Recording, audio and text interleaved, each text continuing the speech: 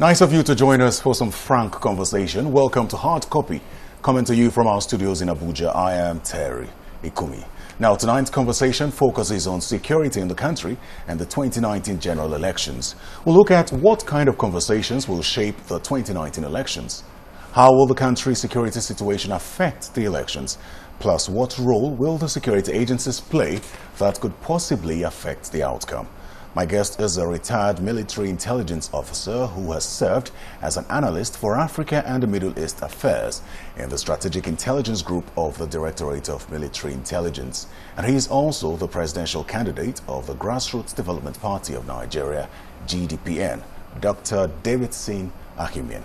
Doctor, welcome to the program. Thank you. I'm delighted to be with you. Now, in terms of security, what do you make of the atmosphere as we go into the 2019 elections?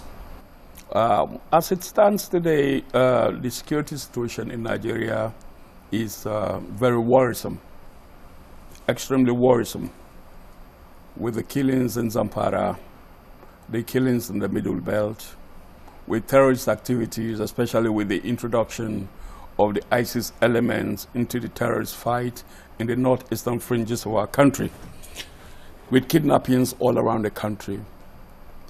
The security situation is very tense. And as we go into the 2019 elections, it's important that security agencies, begin to play what you call catch-up, you understand, in order to see how they can nip in the bud most of these causative factors for cases of insecurity in our country.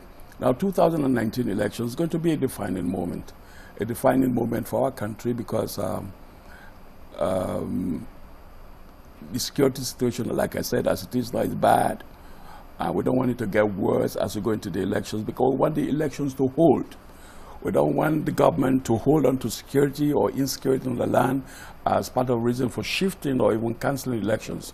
So I think that it behoves on the security agencies to work doubly hard in order to ensure that we are able to curb most of these problems. And then we go into the elections, and we have the elections. Or as an ex-intelligence officer, you mentioned that we don't want it to get worse. Do you foresee a situation where there's a possibility of it getting worse between now and then? There's a possibility the terrorist elements in the northeast that are operating in the northeast may heighten their operations if they actually don't want to see the elections hold. So there will be more incursions into Nigerian territory so that our forces will be hard-pressed for manpower and logistical support, to deal with all of the issues that will come up. There will be a multi-pronged attack from the different hotspots that we have in the country now. So that could make it get worse. But where the security agencies are up to the task and they do what you call preemptive, carry out preemptive measures to ensure that just before the elections that all those hotspots are taken care of and very well taken care of, then we could see a reduction in security threats. And I guess you're not just talking about the situation in the Northeast, it spreads beyond yes, across the country. It's absolutely across the entire nation. I'm talking about threats to national security in their quantum. Now let's look at the way the Osun, Ondo, and Ekiti elections went. What's your assessment of the conduct of security agents and how that will affect the elections next year? Well, from reports that we are able to glean from the media, it will appear that security agencies and their agents were kind of partisan with respect to how votes were conducted, with respect to how certain voters were prevented from casting votes in certain areas, especially in Osun State.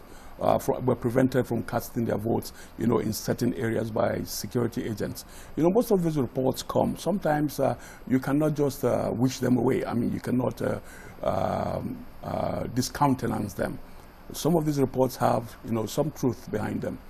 But when it comes to a general election where you have all the states, voting taking place at the same time, even where the security agencies would want to be partisan. It will be difficult because they will have press for manpower to cover the entire polling booths all across the country.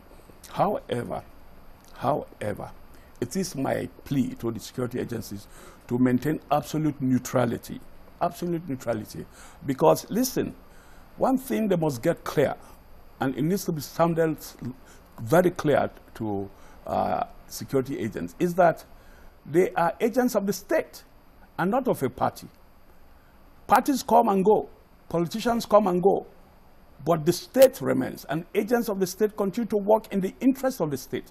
So it's important that, you know, that indoctrination is there, and that's my plea to heads of security agencies. Now, let's delve quite deeply into some security issues now. I'm sure you're aware of the 2,000 policemen that are set to be deployed to combat Boko Haram.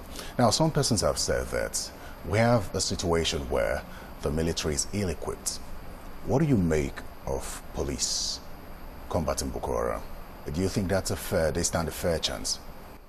Listen, the police is trained for, you know, a different role in terms of national security.